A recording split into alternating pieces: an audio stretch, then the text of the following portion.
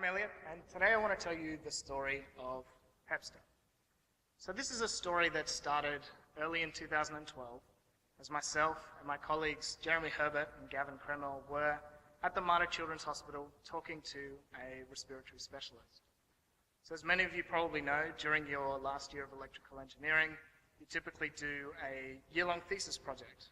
We all had a keen interest in medical technology, so we wanted to talk to specialists about some of the potential problems they were having and to try and find a place where technology could really make a real difference to the treatment and the lives of people that really need our help. So as Dr. Scott Burgess from the Mater explained to us, cystic fibrosis is a genetic condition which causes the buildup of a thick mucus in the lungs. This mucus stays in the lungs, it can become infected, and it can lead to people having to spend up to 2 weeks in hospital on very strong antibiotics. So not a good situation for anyone. Respiratory physiotherapy, which is essentially breathing exercises with the aid of a device, has been shown to help clear this mucus from the lungs, keep people healthy, and keep people at home. But the problem, he explained, was that as soon as the patients left the hospital, they really had no way to know how often and how well these exercises were being done. And this is a typical example of a device. You can somewhat see why. It's a piece of plastic, and while it's effective in the medical sense, there's nothing in the way of recording or feedback, which makes it very difficult to know how and where it's being used. So we thought, yes, this is a great project for us to work on. There's a strong technology slant, and it's potentially helping people. Furthering this, we started to talk to parents. And since some of the children have to start this respiratory physio from as young as 4 years old, we found that it was very difficult for parents to encourage their children to do these exercises. This is not a fun device. So we took this on as our thesis project, and we began researching.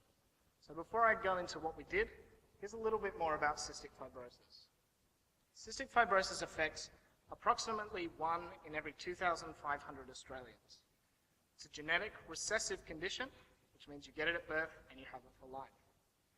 Many people with cystic fibrosis are required to do daily, hour-long physiotherapy, starting from the age of 4, for the rest of their lives. Interestingly, for the 4,000 people in Australia with cystic fibrosis, it costs Australia almost $78 million a year to care for them. Almost 60% of this cost is hospitalization costs, some of which may be reduced with regular, correct physiotherapy. So we took this project on and we worked on it throughout the year, doing up maybe 6 prototypes, and we finally set it on Pepster. Pepster is a mobile connected respiratory physiotherapy device which provides immediate feedback, recording, and an interactive experience for the users. We took this to the hospital and we said, look, this is what we've come up with. And they thought it was great. They now had a tool that could record all the usage, and they had access to information they didn't even dream of having before. That was the end of our thesis project, but we couldn't stop there. We felt there was so much more that we could offer by continuing this project further, so we went into the iLab Accelerator, which comes out of UQ, and started to commercialize this technology. One of the first things we realized is that while we had a great tool, we hadn't yet solved the whole problem. This was a digital device and it could record, but for young users, this was not much more fun than blowing into a plastic device. So we took the next logical step and we built games. We felt that if we could find a way to have children do their exercises without it feeling like a medical chore, we had the chance to really change the lives of parents and children. So, over the next 18 months, we worked on facilitating a clinical trial at the Mater Children's Hospital. 30 kids would take this device home and use it every day for 6 weeks. We'd collect the data and see what happened.